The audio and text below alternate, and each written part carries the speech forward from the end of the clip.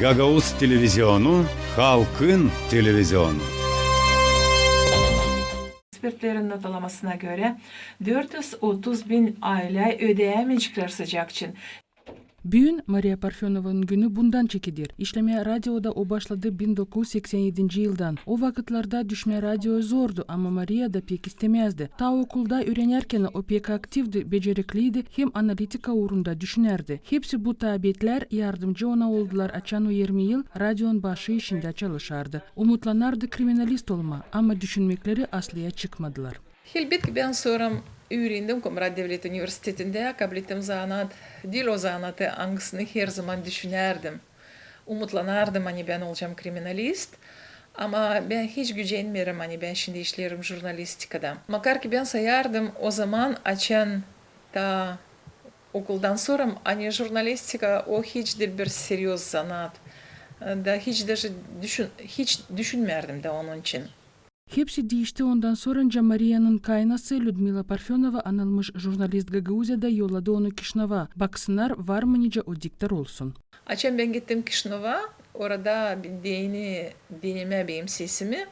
Baktılar bana hani ben Komrat'tanım da verdiler bana bir Moldovan dilinde gazete okuma. Ben anlardım hani onlar bunu yaparlar ki demeyeyim ben hani onlar beni seslemediler. Ama bitki onlar da şaşbeş kaldılar hani benim sesim çok uydu diktör sesine. Da onlar beni aldılar işe. Ben diktör olarak çalıştım bir yıl.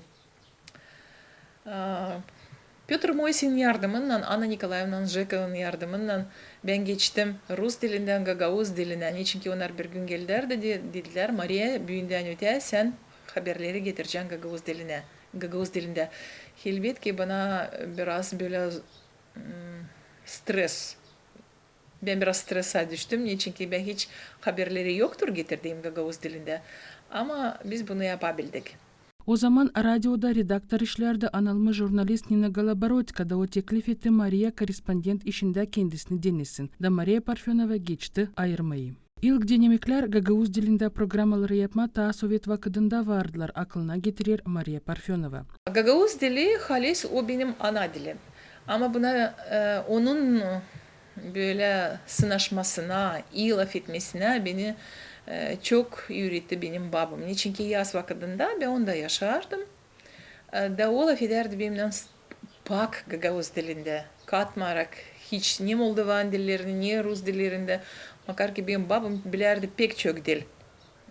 Gagavuz dilini, Bulgar dilini, Rus dilini. O bilirdi Grek dilini hem Çingene dilini de. Da ben çok şükür ederim hani o bana bu sevgiyi benim yüreğime koydu. Ben isterim söyleyeyim birkaç laf hani Gagavuz dili jurnalistikada ilerledi Marya Vasilyevna Marunevich'in zahmetinden. O ben sanırım ki hani tabiriyle insan dünyada yok. O kadar beğenerdi autonomiyi, bizim insanlarımızı hem Gagavuz dilini hani o açan çalışardı. O bize sevgi savaşardı. Nice derler hotul koyma dini biz de sevelim bu Gagavuz dilimizi. Da o açtı jurnalistika fakültetinin nerede daha çok jurnalistler Angları öğrendiler. Orada şimdi jurnalistikada çalışırlar Gagavuzya'da. O halis Komrat radyosunu başladı çevirmeye Gagavuz radyosuna. Şimdi hepsi stabil ama dil çoktan kişiler angılar gelirler işlemeye radyoya da işiderler hani lazım Gagavuz dilinde bunu yapma giderler. Şimdi var gençler angılar isterler ana dilinde işlemeye. Problem ile kalır iyi kazanç parasının sayısı. Kendisi Maria Parfyonova öğrenmedi jurnalistika fakültetinde ama karşıda konmadı açan orayı onun yeşi öğrenmeye girdi. Angısı çok yıl radyoda çalıştı. Bu yaşamakta ben hepsini planlarım. Kariyeradan kare. Kalan lazımlı satta gelir hem olur söyler Maria Parfyonova. 2000 yılda avtonomiya yöndericiliği verdiği izin Maria Parfyonova açsın Gagavuzyan radyosunu teleradyo kompanyanın içinde. Da o bunu yapabildi. Buldu hem topladı kolegaları angıları kendi işinden gösterirler hani becerirler işleme. İsterim söyleyeyim hani hem zordu toplama insanları angıları yapabilecekler bu işi. Da ben şimdi mutluyum hani bizde kolektifde işlerler. O insanlar angaları büyünde çalışırlar, angalar işten çalışmıyorlar, angaları gittiler başka zanatlara ama buradan başladılar kendi ustacılık işine. Çok sağ ol isterim söyleyeyim Allah'a hani ben halis bu zanattayım. Niçin ki ben severim kendi işimi da gelirim işe çok açık yürekli. Da isterim söyleyeyim hani hepsine kimin var sevgisi jurnalistika ana dilimize var kolay bizde bulsunlar bu yere.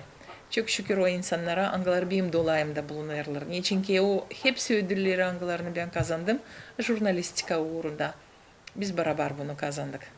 Radyo uzmanları söylerler Nесой Мария Парфенова коллега, uzman hem insan.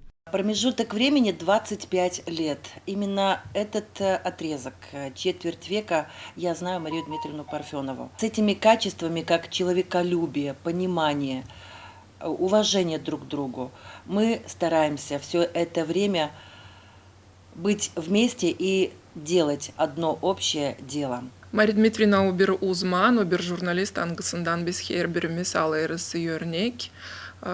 Onun işine bakarak kendimiz de işimizi götürürüz. Hem o bir insan angısı toplar kendi dolayında bizi, kolektifi birleştirir, dostlaştırır hem doğrudur bize doğru yola.